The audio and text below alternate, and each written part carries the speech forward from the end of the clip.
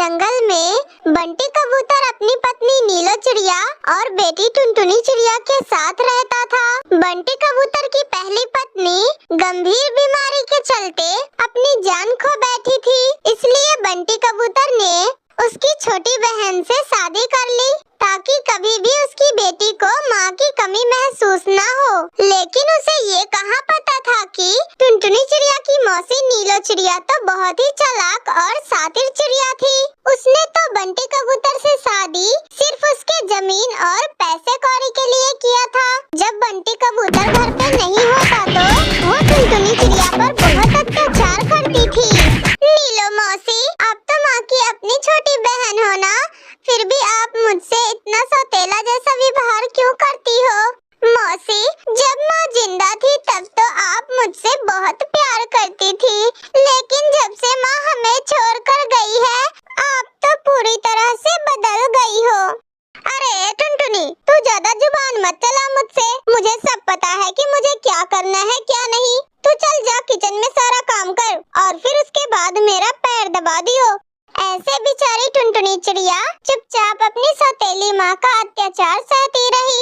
एक दिन टुनटुनी का पिता बंटी कबूतर अपने किसी काम से घर से बाहर जाता है, तो उस बात का फायदा उठाते हुए नीलो चिड़िया टुनटुनी चिड़िया को जबरदस्ती पकड़कर घने जंगल में छोड़ आती है। बेचारी टुनटुनी चिड़िया उससे बहुत मिन्नतें करती है, लेकिन वो उसकी एक नहीं सुनती।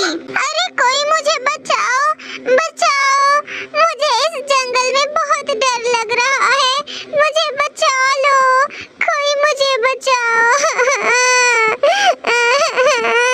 तभी टुनटुनी चिड़िया की रोने की आवाज सुनकर बबली कबूतरी वहाँ पर आती है। अरे क्या हुआ बेटा, तुम अकेले यहाँ पर ऐसे रो क्यों रही हो? ऐसे फिर टुनटुनी चिड़िया बबली कबूतरी को सारी बात बताती है। अच्छा टुनटुनी बिटिया, तुम परेशान मत हो, मैं इस जंगल में प्याज का घर बनाने जा रही हूँ। तुम चलो, तुम भी मेरे साथ मेरे घर में रह सकती हो। तुम्हें बिल्कुल भी डरने की कोई जरूरत नहीं है, तुम चलो मेरे साथ। फिर टुनटुनी चिड़िया बबली कबूतरी के साथ उसके प्याज के घर में चली जाती है। फिर बबली कबूतरी अपना बचा हुआ काम करके टुनटुनी चिड़िया को प्याज के घर के अंदर ले जाती है, जिसे देखकर वो बहुत खुश होती है।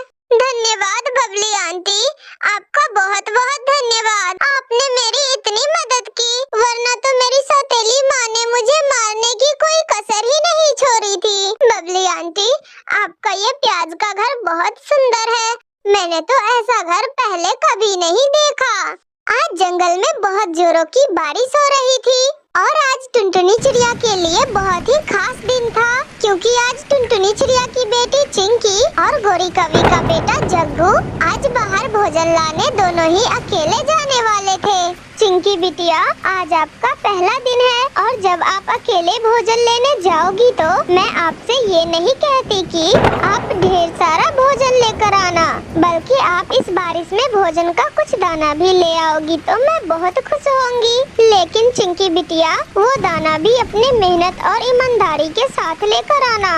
बिटिया, आप जब घर से बाहर निकलोगी तो आपके पास ही अच्छाई और बुराई दोनों होगी, लेकिन आप इन दोनों में से किसका चुनाव करेंगी, परीक्षा यही होगा आपके लिए। और अगर रास्ते में मुसीबत में कोई तुम्हें मिले तो तुम उसकी मदद जरूर करना, क्योंकि भगवान भी उसी की मदद करते हैं जो मुसीबत में दूसरों की मदद करते हैं। टुनटुनी चिड़िया अपने घोंसले में बैठी अपनी बेटी को ये सब सारी बातें बता रही थी, तो वही गोरी कवि अपने बेटे जग्गू कौवे से कहती है, देखो जग्गू बेटा, हम कौवे हैं, हमारी शान ऊंची है और हमारी उड़ान भी, इसलिए तुम उस टुनटुनी चिड़िया की बेटी से ज्यादा भोजन लेकर आना और तुम मुझे उस टुनटुनी चिड़िया के आगे शर्मिंदा मत करना।